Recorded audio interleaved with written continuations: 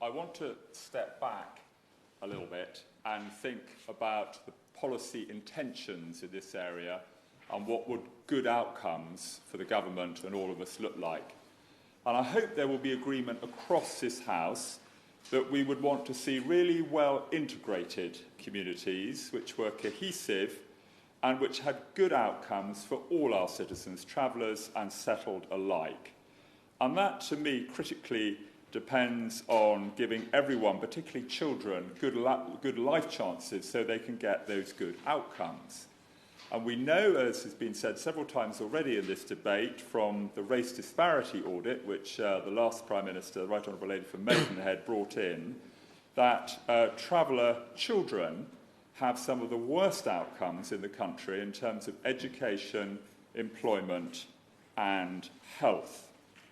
And I also have to say that for many of my settled residents, the current situation is not a happy one for those that live close to large numbers of traveller sites. And I'm sent here to speak truthfully and to speak up for all my constituents, travellers and settled alike. I have quite a large number of emails now from my constituents telling me that they don't feel safe in my constituency anymore, and they are looking to leave if they can afford it.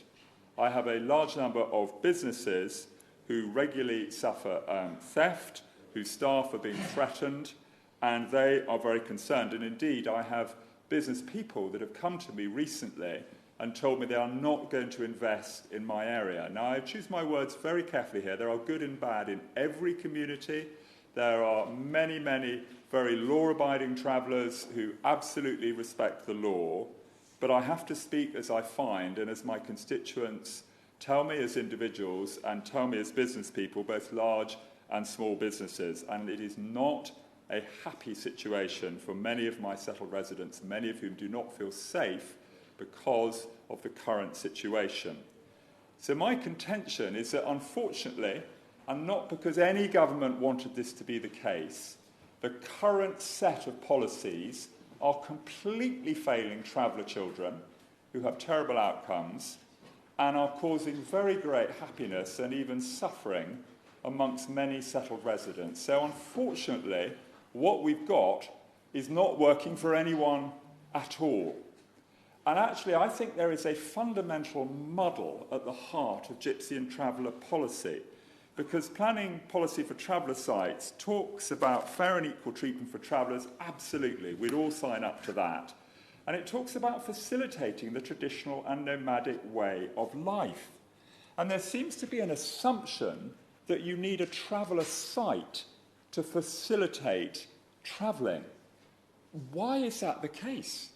Many of my settled constituents travel regularly. Many of them are caravanners. They have a caravan, perhaps in their front garden, and they travel regularly. Indeed, many of my settled constituents travel a lot more than my travelling constituents do.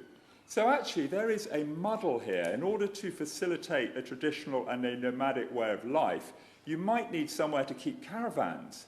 You might need somewhere safe to keep horses, perhaps where also they could be kept safely. And unfortunately, I've had a number of members of the British Horse Society report to me some pretty horrible incidents of cruelty to horses locally. So I think we need to look at that area as well.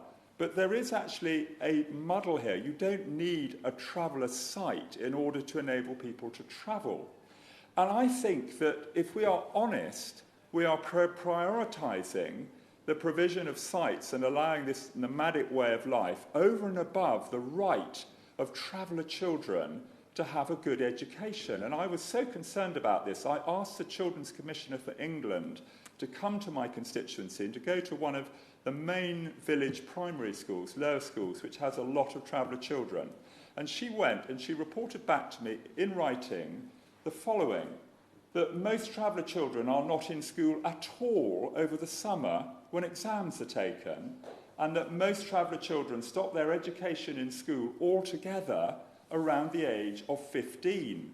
So how can we expect traveller children to be the engineers, the lawyers, the accountants, the scientists of the future, when actually the result of our current policy is that we don't value their education. Now, I have some of the best educational welfare officers in the business. I'd name Andrew Copperweek, particularly from Central Bedfordshire Council, who try their very, very best to make sure traveller children do go to school. But it's a losing game again and again and again.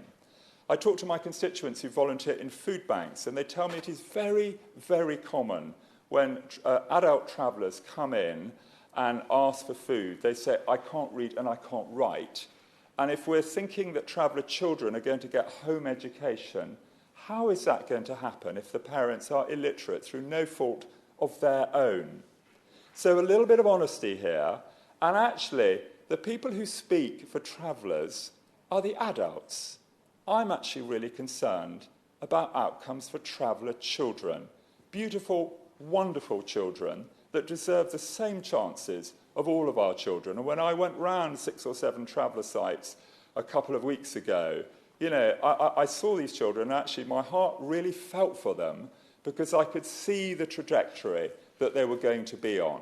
So let's have a little bit more honesty about what good really looks like, and let's think about what we're actually prioritising and whether it's right and whether we could do this better.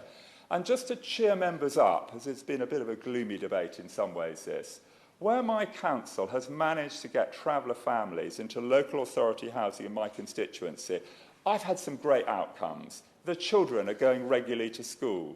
The parents have got regular work. They're making friends in the local community.